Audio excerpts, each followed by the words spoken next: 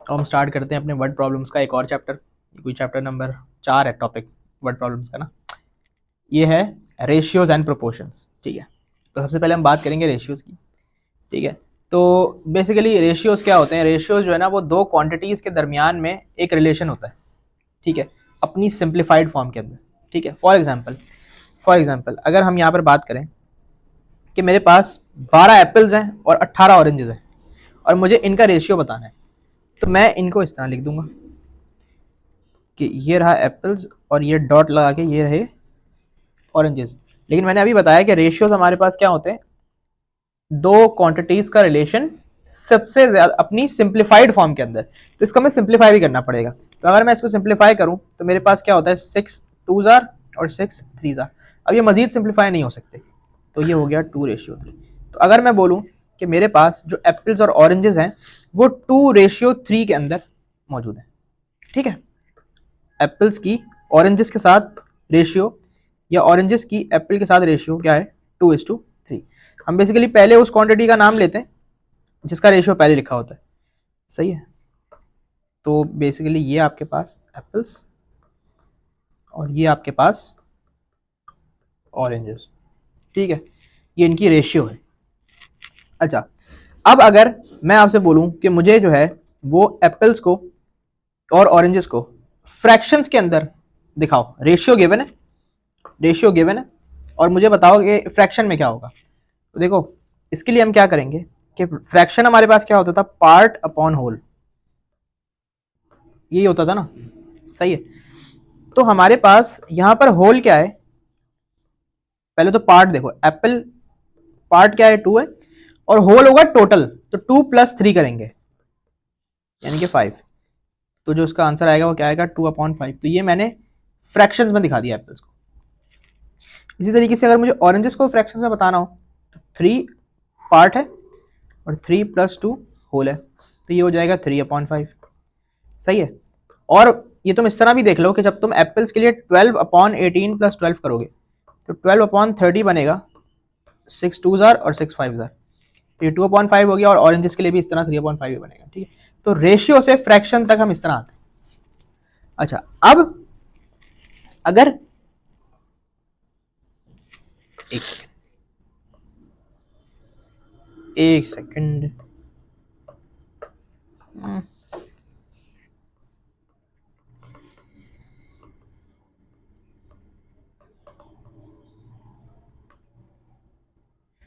अच्छा, अब अगर मुझे फ्रैक्शंस गिवन होते,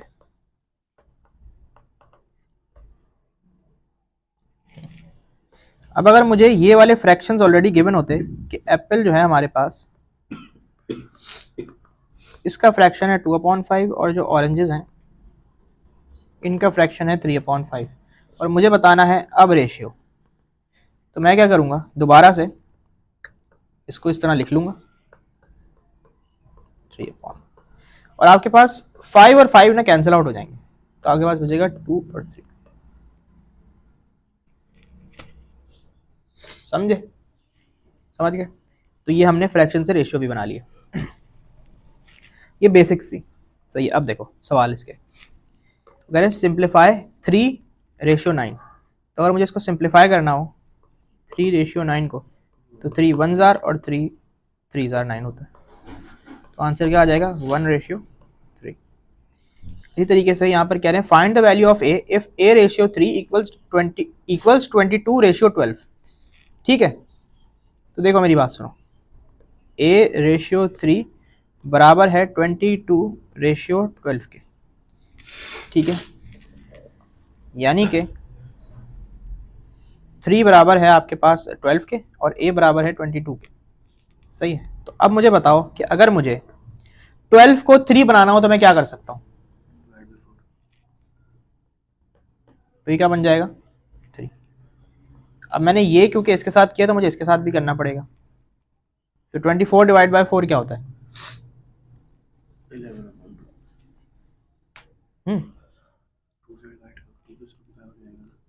हाँ, 11/2 यानी कि 5.5 है ना। ये मेरे पास ये वाली फॉर्म बन गई, तो ए की वैल्यू क्या हो गई? समझ गए? अच्छा, इसको एक और तरीके से भी कर सकते हैं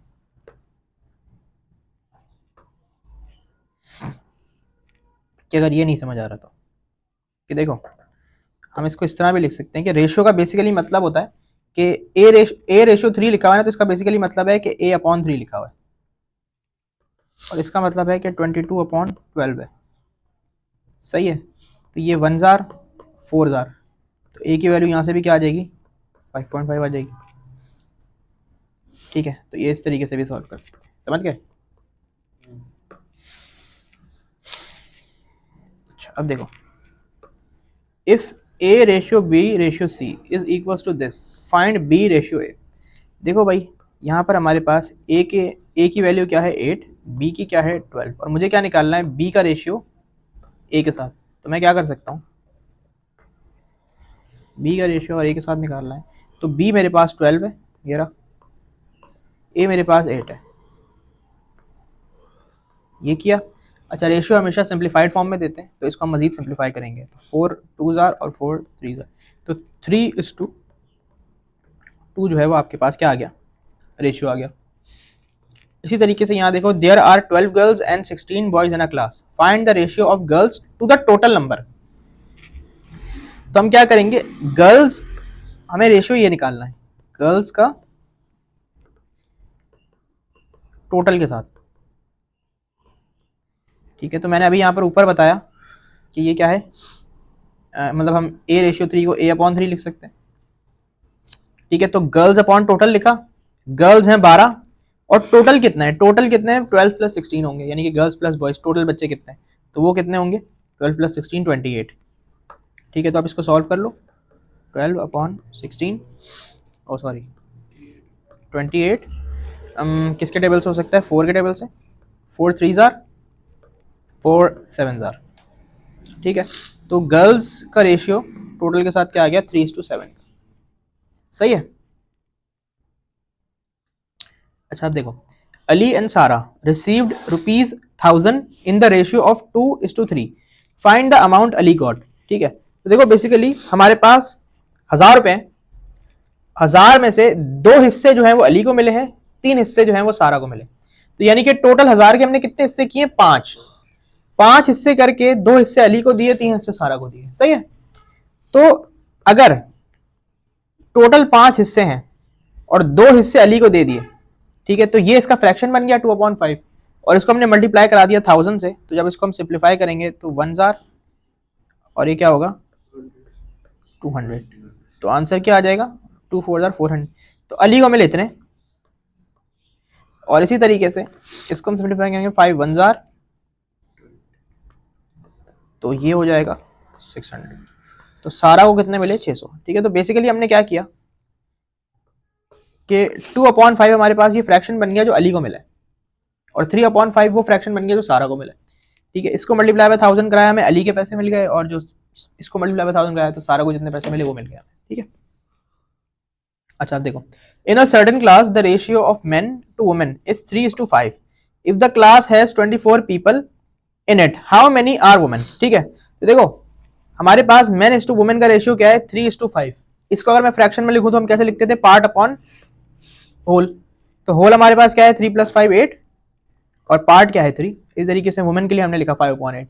अब उसने हमसे पूछा क्या है, उसने हमसे पूछा है कि हमें बताना है कि 24 बंदे क्लास में है, वुमेन कितनी है। तो जो वुमेन वाला फ्रैक्शन है उसको अगर मैं मल्टीप्लाई बाय 24 करा दूं तो मेरे पास आंसर आ जाएगा 1 जार 3 जार। तो इसका मतलब है कि 15 जो है हमारे पास क्या है, वुमेन है। सही है, क्वांटिटी से मल्टीप्लाई करा दिया फ्रैक्शन को। अच्छा अब देखो, a motion was passed by a vote of 5:3, what part of the words नहीं होगा ये, votes cast were in favor of the motion। ठीक है, तो कोई भी बिल, कोई मोशन पास हुआ है, ठीक है, उसके अंदर वो पूछ रहे हैं कि भाई ये बताओ कि कितने वोट्स जो है ना वो फेवर में आए। तो देखो हमारे पास जो रेशियो है वो है 5:3। अब 5 जो है वो उन लोगों का होगा जिन्होंने फेवर में वोट किया, और 3 उन लोगों का होगा जिन्होंने फेवर अगेंस्ट वोट किया। ठीक है, 5 इसलिए फेवर वाला होगा कि मोशन पास हो गया है, तो इसका मतलब है कि फेवर में ज्यादा थे। तो 5:3 हो गया। अब उन्होंने हमसे पूछा क्या है कि a motion was the what part, ठीक है, पार्ट का मतलब क्या, फ्रैक्शन पूछा है बेसिकली तुमसे ना, ये इसको तुमसे फ्रैक्शन पूछा है। तो अगर पास के लिए हम फ्रैक्शन लिखेंगे तो क्या लिखेंगे, 5/8 पार्ट अपॉन होल, पार्ट 5 है और होल 8 है। और इसी तरीके से फेल के लिए लिखेंगे तो 3/8। अब उनसे उसने हमसे पूछा है पास वाला ना, तो वो ये रहा, ये हमारा आंसर है, ठीक है। अच्छा अब ये देखो, if 3y plus 2x equals to 8 find x ratio y। देखो सबसे पहले हमने क्या किया,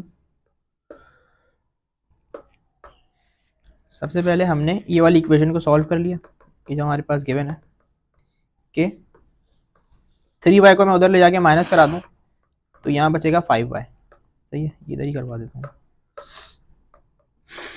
ठीक है। इसी तरीके से अगर मैं y को इधर लाके डिवाइड कराऊं और 2 को 5 के साथ जाके डिवाइड करा दूं तो ये इस तरह से बन जाएगा, सही है। तो बेसिकली जो रेशियो है x अपॉन वाई, अरे यार ना करो, ये पेंसिल ना आजकल बड़े मसले कर रही है।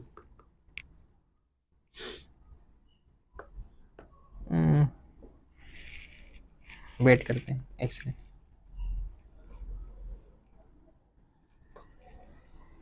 बैटरी तो है यार, चल गई, आ जाओ भाई। देखो हमारे पास x रेशियो y बन गया, x upon y basically x ratio y, और वो हमने क्या निकाला है 5:2, तो ये हमारा आंसर हमें मिल गया रेशियो का। ये मजीद सिंप्लीफाई हो नहीं सकता, ये इसकी सबसे ज़्यादा सिंप्लीफाई, सही है।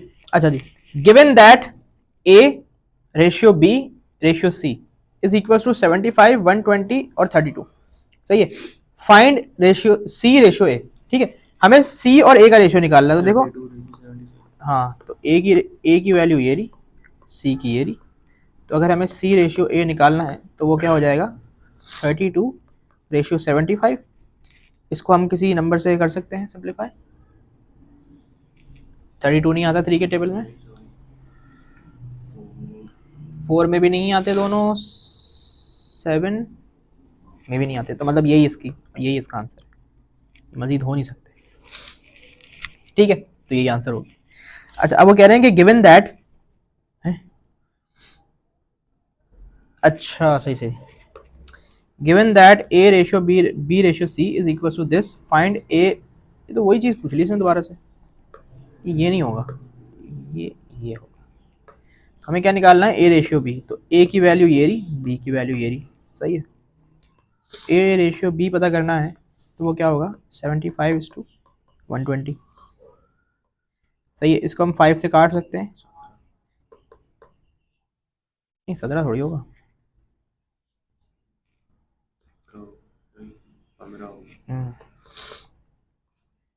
15, और इसको भी काटो,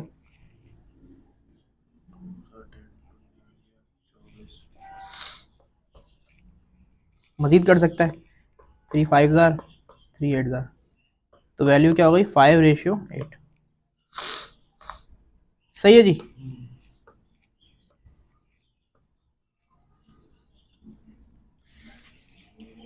अब देखो यहाँ पे क्या लिखा हुआ है कि if x ratio y is equal to 4:5 find x plus y, ठीक है। हाँ अब ज्यादातर लोग ये करेंगे कि 4 + 5 कर देंगे और वो उसका आंसर 9 आ जाएगा, लेकिन ये बिल्कुल गलत है, इसलिए कि मैंने अभी बताया कि रेशियो हमारे पास सिंप्लीफाइड फॉर्म में होता है, क्वांटिटी तो हमें पता ही नहीं है, ठीक है भाई। हो सकता है कि ये 20:25 लिखा हुआ हो और उसके बाद उन्होंने क्या किया हो, ओ सॉरी, हाँ, कि 5 4 और 5 5 करके उसको 4:5 कर दिया हो, तो असल x और y की वैल्यूज तो ये थी ना 20 और 25, तो इसलिए इसका आंसर होगा कैन नॉट बी डिटरमिन्ड। मजे की बात ये उन्होंने 9 दिया है, ठीक है, तो ये चीज नहीं करनी। अच्छा अब देखो, अब यहां पर if a ratio b is 3:5 and b ratio c is 8:11 find a ratio b ratio c, अब इसको कैसे करेंगे ये देखना यार, जरा चाय ले लो।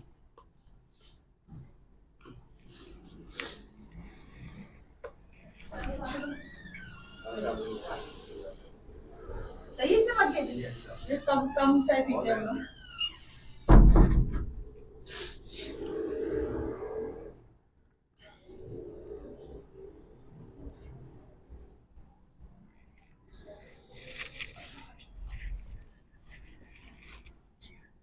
P low. तो देखते हैं सवाल जरा। हाँ, चलो ठंडी हो जाएगी जब तक। अच्छा देखो भाई, यहाँ पर हमारे पास क्या है, ए और बी का रेशियो दिया हुआ है 3:5, बी और सी का दिया हुआ है 8:11, और हमसे बोल रहे हैं ए बी सी का बताना है। तो भाई सबसे पहले पता है क्या करते हैं, हम ए बी और सी को ऐसे लिख लें। अब ये करो कि ए और बी का जो रेशियो दिया हुआ है ना 3:5, उसको इस तरह लिख लो, इसके नीचे, ए और बी के बिल्कुल नीचे। और फिर ये करो, ये जो बी और सी का रेशियो दिया हुआ है ना 8:11, उसको इस तरह लिख लो। लिख लिया। अब हम क्या करेंगे कि हम ए बी और सी की वैल्यूज निकालेंगे। देखो ए बी और सी की वैल्यूज निकालेंगे। गौर से देखना ये वाला सवाल। हमें ए की वैल्यू किस तरह पता चलेगी कि हम 3 मल्टीप्लाई बाय 8 करेंगे। हम क्या करेंगे, 3 मल्टीप्लाई बाय 8। बी की वैल्यू ऐसे पता चलेगी कि हम 5 मल्टीप्लाई बाय 8 करेंगे, और सी की वैल्यू ऐसे पता चलेगी कि 5 मल्टीप्लाई बाय 11 करेंगे। सही है। तो ये 3 8 क्या होता है 24, 5 8 क्या होता है 40, 55।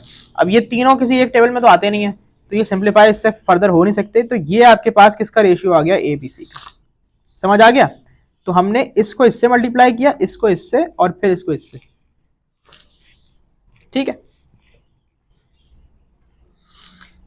अब ये सवाल देखो, अभी बहुत सारा है भाई, अभी तो रेशियोस खत्म भी नहीं हुआ, प्रोपोर्शंस भी है।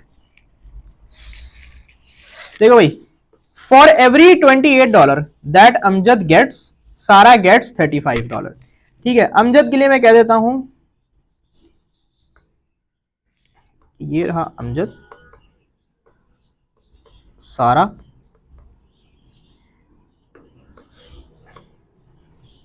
ठीक है।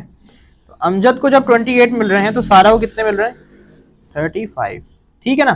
फिर वो आगे कह रहे हैं एंड फॉर एवरी $36 दैट सारा गेट्स, अली गेट्स $45। तो यानी कि एक और रेशियो किसका आएगा, अली का। अच्छा, अब जब सारा को 36 मिल रहे हैं तो अली को कितने मिल रहे हैं, 45। और वो आपसे सवाल में क्या पूछ रहे हैं कि भाई find the ratio between the shares of Amjad, सारा एंड अली, यानी कि ये पूछ रहे हैं। तो हम ये वही ऊपर वाला उसी टाइप का एक सवाल है, थोड़ा सा सिचुएशन बना दी उन्होंने। ठीक है। तो मैंने क्या किया कि बेसिकली अमजद और सारा का रेशियो क्या था 28 और 35, और सारा और अली का क्या था 36 और 45।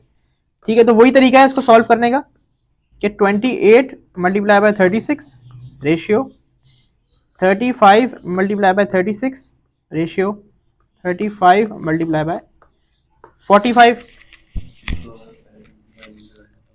हाँ, यहाँ पे भी कर सकते हैं अगर हो रहा है तो।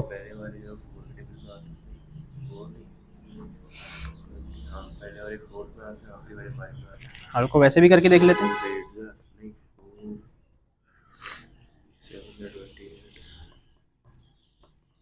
अभी वैसे भी करके देखते हैं।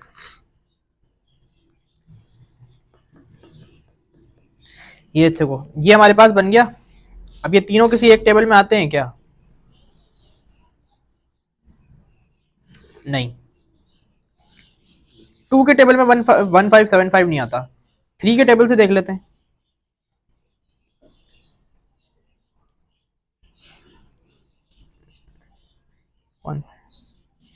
हाँ 3 में आ रहे हैं। तो ये हो जाएगा 3 से जब इसको काटेंगे तो 336, इसको जब 3 से काटेंगे तो 420, और इसको जब काटेंगे तो 525। अब ये मजीद हो सकते हैं क्या, 3 3 मजीद 3 से कट सकते हैं। ये 175 हो जाएगा, ये 112 हो जाएगा, और ये 140।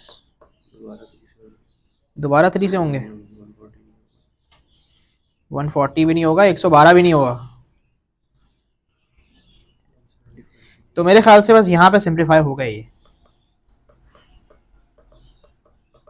सही है। तो ये आपके पास सिंप्लीफाइड रेशियो होगा। अब तुम क्या कह रहे थे कि हम पहले ही सिंप्लीफाई कर लें, तो यहाँ पे किस तरह सिंप्लीफाई करेंगे कि कोई एक नंबर बताओ जिसमें मैं तीनों काट सकूं। तीनों एक साथ कैसे काटूंगा, वही तो तीनों काटने हैं ना फिर। सही है। अब आ जाओ जरा प्रोपोर्शंस की थोड़ी सी बात करते हैं और फिर आगे मजीद रेशियोज है, रेशियोज खत्म नहीं हुआ। देखो प्रोपोर्शंस का बेसिक कॉन्सेप्ट ये होता है कि हमारे पास दो तरह के प्रोपोर्शंस होते हैं, एक होता है डायरेक्ट और एक होता है इनवर्स। डायरेक्ट प्रोपोर्शन के अंदर ये होता है कि जब भी दो क्वांटिटीज डायरेक्टली प्रोपोर्शनल होती हैं तो वो उसमें होता यह है कि जब एक क्वांटिटी को बढ़ाया जाएगा तो दूसरी भी बढ़ेगी, ठीक है, लेकिन वो दोनों सेम प्रोपोर्शन से बढ़ती हैं। यानी कि अगर एक क्वांटिटी को मैं डबल करूंगा तो दूसरी वाली भी डबल हो जाएगी।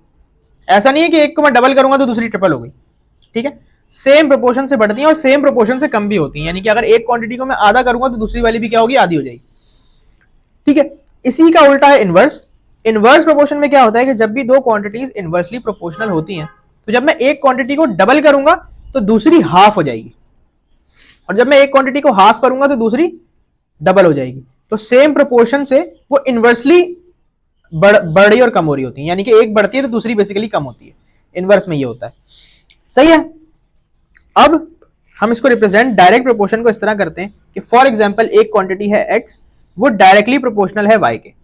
जब हम प्रोपोर्शनैलिटी का साइन, ये जो साइन है ना, ये है साइन ऑफ प्रोपोर्शनैलिटी। जब हम ये साइन हटाते हैं तो हम इक्वल्स टू और एक कांस्टेंट k लगाते हैं, सही है। इसी तरीके से इनवर्स प्रोपोर्शन के अंदर x है इनवर्सली प्रोपोर्शनल y के, ठीक है। तो जब हम इनवर्स में लिखते हैं तो हम 1/y कर देंगे, सही है। और इसमें भी यही होता है कि जब हम प्रोपोर्शनैलिटी का साइन हटाते हैं तो इक्वल्स टू और k लगाते हैं, ठीक है। अब डायरेक्ट प्रोपोर्शन में ये होता है कि हमारे पास जो x और y का रेशियो होता है, यानी कि x अपॉन y, वो इक्वल होता है, ठीक है, वो सेम होता है, वो कांस्टेंट होता है। और इनवर्स में ये होता है कि हमारे पास x और y का जो प्रोडक्ट होता है वो कांस्टेंट होता है, ठीक है। डायरेक्ट में दोनों क्वांटिटीज का रेशियो कांस्टेंट होता है, इनवर्स में वो कांस्टेंट होता है, आपका प्रोडक्ट कांस्टेंट होता है, यानी कि दोनों को मल्टीप्लाई, सही है जी। यहां पर दोनों बातें लिख दी मैंने कि if x increases y also increases and vice versa, if x decreases y also decreases and vice versa. Ratio of x and y is constant, product of x and y is constant, ठीक है। Ratio मतलब divide, product मतलब multiply. अब कुछ सवाल देखते हैं। Inverse proportion देख लो।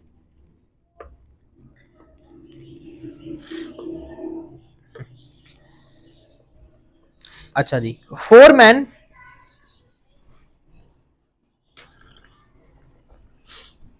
सवाल पढ़ो।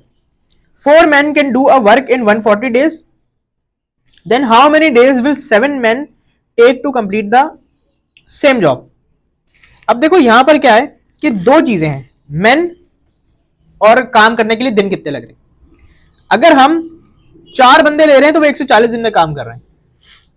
जब हम बंदों को बढ़ा देंगे, 7 कर देंगे, तो काम फिर कम दिनों में होगा 140 से, है ना। तो हमारे पास ये दोनों क्वांटिटीज क्या है, इनवर्सली प्रोपोर्शनल है, कि बंदे बढ़ाते जाएंगे, काम के दिन कम होते जाएंगे, है ना।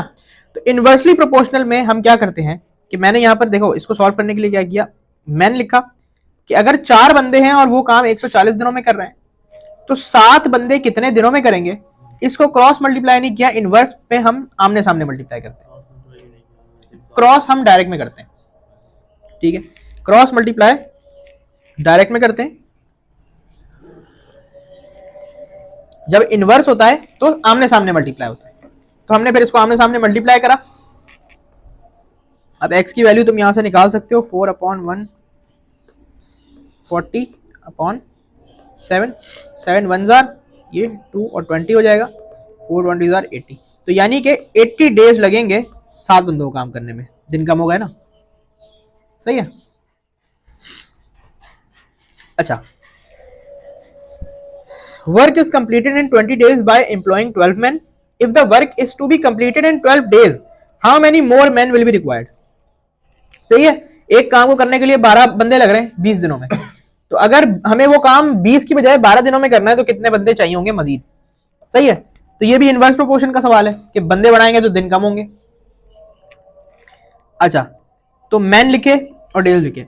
अगर 12 बंदे 20 दिनों में कोई काम कर रहे हैं और अगर हमें वही काम 12 दिनों में करवाना है तो कितने बंदे चाहिए, एक्स। इनवर्स प्रोपोर्शन में क्या करते हैं, आमने सामने मल्टीप्लाई। आमने सामने जब तुम मल्टीप्लाई कराओगे तो आंसर क्या आएगा, 20 लेकिन हमने उनसे, उसने हमसे ये नहीं पूछा, उसने बोला भाई 12 पहले से हैं, ये बताओ मजीद और कितने चाहिए हमें कि हम 12 दिन में काम करा लें। तो 12 तो पहले से हैं, टोटल चाहिए हमें 20 12 दिन में कराने के लिए। तो 12 तो आ गए, उसको हटा दिया, माइनस कर दिया, तो यानी कि 8 बंदे और हमें चाहिए ताकि 12 + 8 20 हो जाए और हमारा काम 12 दिनों में हो जाए। सही है। अच्छा अब देखो, if b is inversely proportional to c and b is equals to 10 when c is equals to 6, find b when c is 12। अब देखो इनवर्स प्रोपोर्शन के लिए मैंने क्या बताया था कि हमारे पास क्या चीज सेम होती है, प्रोडक्ट। यही होता है ना कि भाई x इंटू वाई ये बराबर होगा किसके, x इंटू वाई के। सही है, यानी कि इसको x1 y1 कर लेते हैं, इसको x2 y2 कर लेते हैं। ठीक है, ये होगा बेसिकली। तो यहां पर हमारे पास x और y की जगह क्या है, b और c। तो हमारे पास b1 c1 बराबर है b2 c2 के। तो देखो अगर b1 देखें तो हमें दिया हुआ है 10 और c1 दिया हुआ है 6।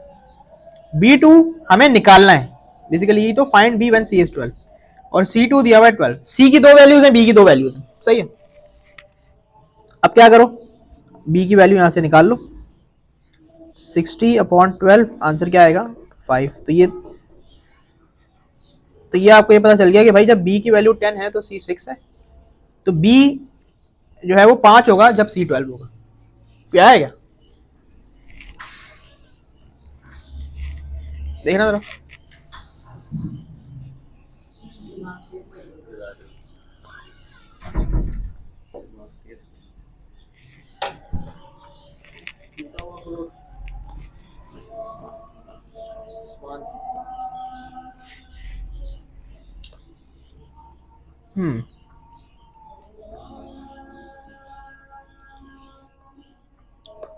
ये देखो कितना सारा है अभी। अरे खत्म, ये तो खत्म है, बहुत थोड़ा सा है। खत्म करते हैं, इसको आ जाओ।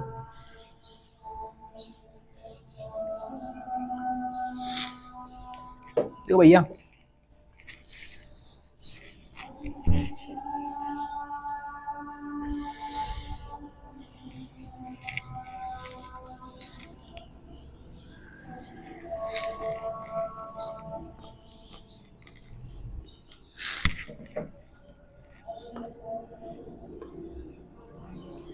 अब आ जाओ डायरेक्ट प्रोपोर्शन के ऊपर। डायरेक्ट प्रोपोर्शन में क्या होता है कि अगर एक क्वांटिटी बढ़ती है तो दूसरी भी क्या होती है, बढ़ती है। ठीक है। If x is directly proportional to y square, find x equals to 20 when y is equals to 2, find y when x is equals to 80। सही, क्योंकि कह रहे हैं कि जब x की वैल्यू 20 है तो y 2 है। y बताओ क्या होगा जब x की वैल्यू 80 हो जाएगी। तो डायरेक्ट प्रोपोर्शन के बारे में मैंने क्या बताया था, क्या होता है, रेशियो सेम होता है। ठीक है ना। तो यानी कि 20/2 ये किसके बराबर होगा, वाई स्क्वायर अपॉन 80 के। क्योंकि x जो है वो डायरेक्टली प्रोपोर्शनल है वाई स्क्वायर के, वाई के नहीं। ठीक है। तो बेसिकली क्या हुआ, x1 upon y1 equals to x2 upon y2, या फिर y1 upon x1 equals to y2 upon x2, एक ही बात है। सही है ना। अच्छा जी, अब क्या करें, इसको सिंप्लीफाई कर लेते हैं। 1 जार 10 जार, वाई स्क्वायर इक्वल्स टू 800, दोनों तरफ अंडर रूट ले लो। 800 का रूट क्या होता है,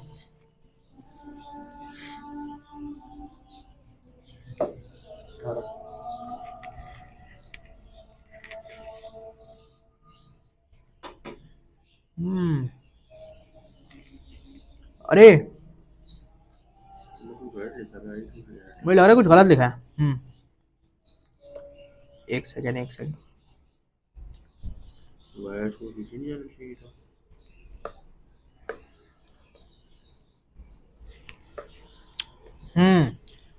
एक्स डायरेक्टली प्रोपोर्शनल है वाई स्क्वायर के, प्रोपोर्शनैलिटी हटाएंगे तो ये लगाएंगे, तो एक्स अपॉन वाई स्क्वायर जो है ये होगा कांस्टेंट।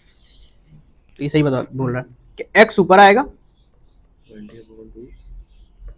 ये तो हमने सही लिखा था, ये गलत लिखा था। हाँ अब सही हो गया, सही है ना, 1 जार 10 जार, ठीक है। वाई स्क्वायर इधर आ गया, 80 डिवाइड बाई 10, वाई की वैल्यू आ गई √8, सही है।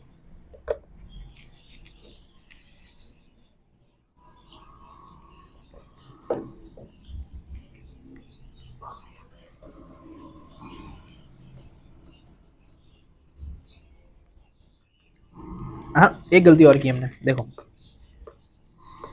देखो देखो देखो, एक गलती और की, देखो देखो देखो, हमें वैल्यू दी हुई है y की और प्रोपोर्शनैलिटी y स्क्वायर के साथ है, तो हमें इसको इसके ऊपर स्क्वायर लगाना चाहिए था, y स्क्वायर, तो अब होगा सही।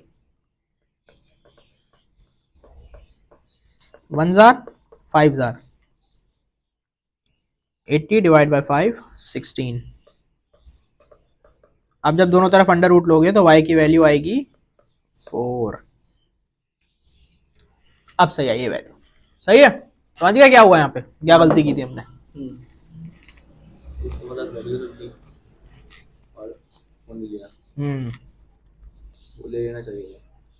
If 1/5 of a job can be completed in 15 minutes, how many more minutes will it take to finish the job? यानी कि एक काम है उसका 1/5 जो है ना 15 मिनट में हो रहा है, पूरा करने के लिए कितना चाहिए होगा, देखो 1/5 कितने टाइम में हो रहा है, 15 मिनट्स में, और हमसे बोल रहा है पूरा, पूरा क्या होता है, होल यानी कि 1, यानी कि 5/5, उसके लिए कितना चाहिए होगा x। क्या करते हैं, क्रॉस मल्टीप्लाई करते हैं, डायरेक्ट प्रोपोर्शन है तो इसमें क्या कराएंगे, इसमें क्रॉस करवाएंगे। क्या कह रहे हो, तो ये हो जाएगा equals to 15, x equals to 75, 5 multiply होगा ना। अभी हमारा आंसर नहीं आया, ये तो हमें ये पता चल गया कि पूरा काम करने के लिए 75 मिनट्स लग रहे हैं। उसने मुझसे पूछा हाउ मेनी मोर मिनट्स, यानी कि 15 मिनट के बाद, तो यानी कि -15, तो यानी कि मुझे मजीद 60 मिनट्स यानी कि 1 घंटा लगेगा काम को मुकम्मल करने में। 1/5 15 मिनट में हो गया, ठीक है, तो ये आंसर है। मिसलेनियस रेशियोज, नाम से ही पता चल रहा होगा मिसलेनियस के, मिसलेनियस प्रॉब्लम्स पड़ी थी, सही है। देखो इसके अंदर ना हमारे पास कोई एक पर्टिकुलर तरीका नहीं है सवालों को सॉल्व करने का, हर तरीका अलग डिफरेंट अप्रोच से हो रहा है। तो देखते हैं,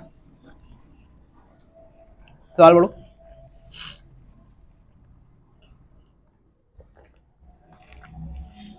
आसान है, मैंने वर्किंग थोड़ी सी वैसी की हुई है। भाई एक गैरिसन है, उसके अंदर 1500 मैन है, ठीक है, 1500 बंदे, और मतलब उसके अंदर खाना जो है ना, पढ़ लेते ना, a garrison of 1500 man has enough food for 5 weeks, after 2 weeks 375 man desert, how long after this will the food last. कि भाई 1500 बंदे हैं, उनके लिए 5 हफ्तों का खाना है, लेकिन 2 हफ्ते के बाद ना 375 मैन चले गए, तो अब बताओ जो खाना बचा है वो ये जो बचे लोग हैं इनके लिए कितना लंबा चल जाएगा, ये पूछा है सवाल। अब देखो सबसे पहले तो हमें ये निकाला कि टोटल फूड कितना है, कि टोटल खाना हमारे पास शुरू में है कितना, तो 1500 बंदे और 5 हफ्ते के लिए खाना है, तो इन दोनों को मल्टीप्लाई किया ना, तो मेरे पास ये जो आंसर आया ना, ये बेसिकली मील्स हैं, 7500 मील्स हमारे पास हैं जो हम दे सकते हैं, मतलब 1500 बंदों के लिए, जो 5 हफ्ते तक चल जाएगा, ठीक है। अब मैं निकालूंगा कि देखो 2 हफ्ते के बाद 375 मैन गए, यानी कि 2 हफ्ते तक तो पूरे 1500 थे ना, तो मैंने क्या निकाला, 2 हफ्तों की फूड कंजम्पशन, कि 2 हफ्ते में कितना खा लिया उन्होंने, तो 1500 मल्टीप्लाई बाय 2 किया तो मुझे पता चल गया कि 3000 मील्स खा ली 2 हफ्ते में। अच्छा अब 7500 टोटल नहीं, 3000 खा गए, पीछे कितना बचा, 4500 बच गई, ठीक है, इतना खाना रह गया। अब इतना खाना है और बंदे कितने रह गए, 375 तो चले गए, 2 हफ्ते के बाद, 2 हफ्ते गुजर गए, तो बंदे रह गए 1125। अब हमें ये पता करना है कि जो 4500 मील्स है ये 1125 बंदे कब तक खा सकते हैं। ठीक है, यानी कि 4500 मील्स को तकसीम करना है 1125 बंदों में, डिवाइड करना है 1125 बंदों में। तो हमने क्या किया, 4500 को डिवाइड कर दिया 1125 से, तो मेरे पास आंसर आया 4। 4 हफ्ते जो है मजीद अब ये खाना चल सकता है, यानी कि टोटल 6 हफ्ते हमारे पास। ठीक है जी। A fort is provisioned for 75 days. After 25 days, reinforcement of 500 men arrives, and the food then lasts only 40 days. How many men were there in the fort? भाई एक फोर्ट है, ठीक है, उसके अंदर 75 दिन तक कुछ लोगों ने रहना है। ठीक है, 25 दिन के बाद 75 डेज टोटल रहना है, 25 दिन गुजर गए और 500 मैन मजीद आ गए। सही है, और जो खाना है हमारे पास वो चल सका है 40 दिन तक। ठीक है, मजीद 40 दिन, मतलब वो जो 500 बंदे जब आए हैं ना, तो तब खाना 40 दिन के बाद, उसके बाद से खत्म हो गया। अब वो कह रहे हैं भाई how many men were there in the fort, यानी कि 500 आने से पहले कितने बंदे मौजूद थे फोर्ट में, ये बताना है। तो देखो सबसे पहले तो हमने निकाला टोटल फूड। ठीक है, एक्स मैंने अज्यूम कर लिया उस क्वांटिटी को जो कि हमें निकालनी है, यानी कि पहले से कितने बंदे मौजूद थे। सही है, और उसको मल्टीप्लाई करा दिया 75 डेज से, तो मेरे पास 75x जो है वो क्या आ जाएगा, नंबर ऑफ मील्स बेसिकली। और फूड कंजम्पशन मैंने निकाली 25 दिनों की, कैसे कि 25 को मल्टीप्लाई करा दिया उन बंदों से जितने पहले से मौजूद थे, जिसको मैंने x लिया था, तो वो आ गया 25x, कि भाई इतनी 25x मील्स वो खा चुके। रिमेनिंग फूड वही चीज है, रिमेनिंग फूड 75x टोटल मौजूद था, 25x खा गए, 50x बचा। ठीक है, ये वही मील वाला काम हो रहा है, यहां पे बस हमें क्वांटिटी नहीं दी हुई इसलिए हमने एक्स अज्यूम कर लिया। ठीक है, रीइंफोर्समेंट कितने लोगों की आई है, 500। पहले से कितने बंदे मौजूद थे, x 500 और आ गए x + 500। ठीक है, फूड कंज्यूम्ड आफ्टर रीइंफोर्समेंट। ठीक है, देखो जब रीइंफोर्समेंट के बाद इतने लोग हो गए अंदर और इन्होंने कितना फूड कंज्यूम किया है, ये है वो बंदे, मल्टीप्लाई कराया 40 से, क्योंकि 40 दिन तक उन्होंने कंज्यूम किया ना, तो मेरे पास ये क्या आ जाएगा, मील्स उन लोगों की कि रीइंफोर्समेंट के बाद जो लोग हैं x + 500 वो मल्टीप्लाई बाय 40 उन लोगों की मील्स आ गई जो उन्होंने कंज्यूम कर लिया। ये दो चीजें आ गई। अब हमने सिंपल काम ये करना है कि भाई रिमेनिंग फूड को बराबर रखना है फूड कंज्यूम के, क्योंकि भाई इतना खाना बचा था, ठीक है, और ये उन्होंने कंज्यूम किया, तो यानी कि ये दोनों चीजें बराबर होनी चाहिए ना। फिर भाई जितना खाना बचा था और जितना उन्होंने कंज्यूम किया, ये दोनों बराबर होने चाहिए, तो इसलिए हमने इन दोनों चीजों को बराबर रखा। एक्स की वैल्यू निकाली 2000। ये समय ये पता चल गया कि भाई पहले से 2000 बंदे मौजूद थे, 500 और आए तो टोटल 2500 हो गए।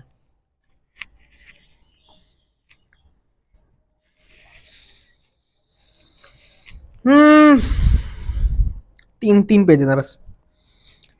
If a man can perform a journey of 275 miles in 4 days of 11 hours each, then how many days of 8 hours each will he take to perform a? सुनो देखो, एक बंदा है 4 दिन तक वो रोज 11-11 घंटे सफर कर रहा है, और उसने इन 4 दिनों में रोज 11-11 घंटे सफर करने के बाद 275 माइल्स जो है ना वो पूरे कर लिए।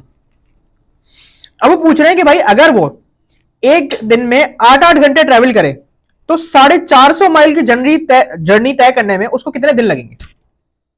यानी कि घंटे कम कर दिए, जर्नी बढ़ा दी, अब दिन बताने। सही है, 4 दिन तक वो सफर कर रहा है 11-11 घंटे रोज, 275 माइल्स तक जा रहा है। अब कह रहे हैं कि भाई अब वो 8-8 घंटे सफर करेगा, 450 माइल्स तक जाएगा, बताओ कि दिन कितने लगेंगे। हमने सबसे पहले यहां पे निकाली है बंदे की स्पीड, उसकी स्पीड है क्या। सही है, वो है स्पीड का फॉर्मूला होता है डिस्टेंस अपॉन टाइम। ठीक है, डिस्टेंस हमारे पास है 275 माइल्स का पहले से, और उसको कवर करने के लिए उसको हमने आवर्स में रखा है टाइम ना, तो 4 डेज है और हर रोज 11 घंटे उसको लग रहे हैं, तो 4 × 11 डिस्टेंस अपॉन टाइम जब हमने किया तो हमारे पास स्पीड आ गई 6.25 माइल्स पर आवर, यानी कि इस स्पीड से वो ट्रेवल कर रहा है। ठीक है, अब हमने निकाला कि भाई टोटल टाइम 450 माइल जर्नी का कितना है। ठीक है, यानी कि अगर 450 माइल तक उसको जाना है तो उसको टोटल घंटे कितने लगेंगे ये पता करना है खाली। तो देखो यही जो फॉर्मूला है ना, इसके अंदर मैंने टाइम को इधर ले गया, स्पीड को इसके नीचे ले आया, ठीक है, तो इससे हमें टाइम मिल जाएगा। डिस्टेंस हमें ट्रेवल जो करना है वो 450 और स्पीड हमने उसकी भी पता कर ली 6.25 स्पीड है, ठीक है। तो हमारे पास आंसर आया 720 आवर्स, यानी कि हमें ये पता चल गया, ओ 72 आवर्स, ये हमें ये पता चल गया कि देखो 72 आवर्स इसको टोटल लगेंगे 450 माइल की जर्नी के लिए, सही है। लेकिन मसला ये है कि ये 72 आवर्स तो कितने दिन बनते हैं, 3 दिन, मगर वो पूरा पूरा दिन थोड़ी चल रहा है, वो तो 8-8 घंटे चल रहा है ना एक दिन में।